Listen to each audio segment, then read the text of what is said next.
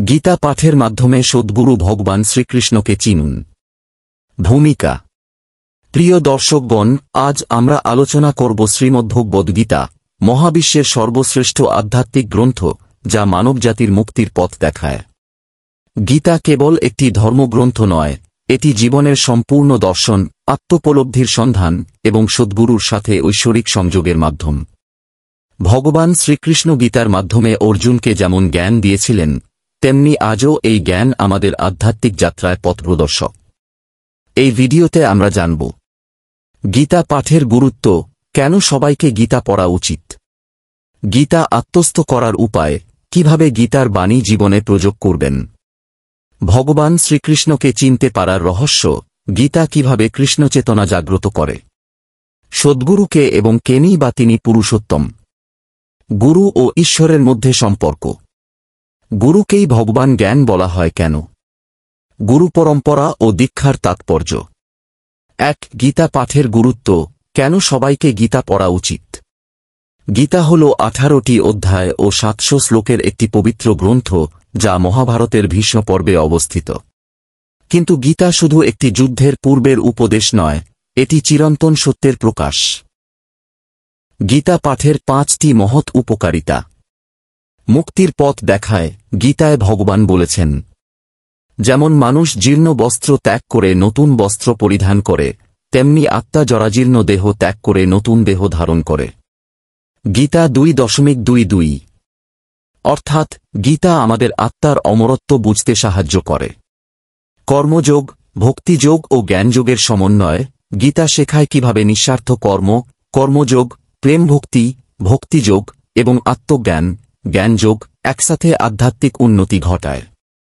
মন ও ইন্দ্রিয়ের উপর নিয়ন্ত্রণ। গীতার 6ষ্ঠ অধ্যায়ে ধ্যানযোগ বর্ণিত হয়েছে, যা মনের অশান্তি দূর করে। সত্যিকারের গুরু চিনতে সাহায্য করে। গীতা বলছে, তত্ত্বদর্শী গুরুর সান্নিধ্যে জ্ঞান লাভ করে মানুষ সংসার সমুদ্র পার হয়। ভগবানের সাথে সরাসরি সংযোগ। শ্রীকৃষ্ণ গীতায় ঘোষণা করেছেন, যে ব্যক্তি এই জ্ঞান অর্জন করে, সে আমাকে জানতে পারে এবং আমার সাথে মিলিত হয়। আপনার দৈনন্দিন জীবনে গীতা পড়ুন, এর বাণী নিয়ে চিন্তা করুন এবং অন্যদের মধ্যে প্রচার করুন। 2. গীতা আত্মস্থ করার উপায়, কিভাবে গীতার জ্ঞান জীবনে প্রয়োগ করবেন। শুধু গীতা পড়লেই হবে না, এটিকে আত্মস্থ করতে হবে। গীতা আত্মস্থ করার 5টি সহজ পদ্ধতি। নিয়মিত পাঠ ও শ্রবণ। প্রতিদিন অন্তত একটি শ্লোক পড়ুন ও তার অর্থ বুঝুন। ধ্যান ও চিন্তা। গীতার বাণী নিয়ে গভীরভাবে ধ্যান করুন। গুরুদের ব্যাখ্যা শোনা। চৈতন্য মহাপ্রভু, রামকৃষ্ণ পরমহংস, শ্রী শ্রী ঠাকুর অনুকূলচন্দ্র সদ্গুরুর ভাষ্য শুনুন। জীবনে প্রয়োগ।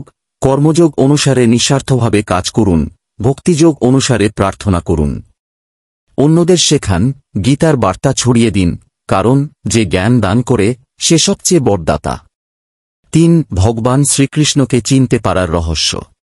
গীতা হল শ্রীকৃষ্ণের মুখ নিঃসৃত বাণী, তাই গীতা অধ্যয়ন মানেই সরাসরি কৃষ্ণের সাথে সংযোগ। গীতা থেকে শ্রীকৃষ্ণকে চেনার 3টি মূল বিষয়। তিনি পরমাত্মা। গীতায় কৃষ্ণ বলেছেন, আমি সকল জীবের হৃদয়ে পরমাত্মারূপে বিরাজ করি। গীতা 15.15।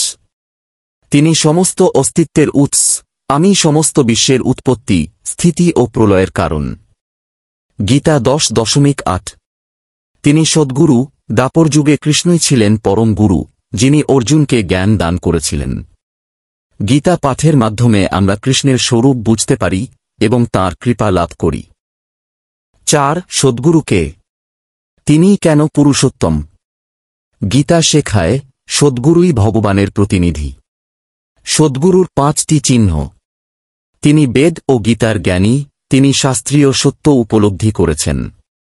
তিনি আত্মসাক্ষাৎকারী। তিনি ব্রহ্মজ্ঞানী। তিনি ভক্তিমান। তিনি ভগবানের প্রতি অগাধ প্রেম রাখেন। তিনি শিষ্যের মঙ্গলকামী।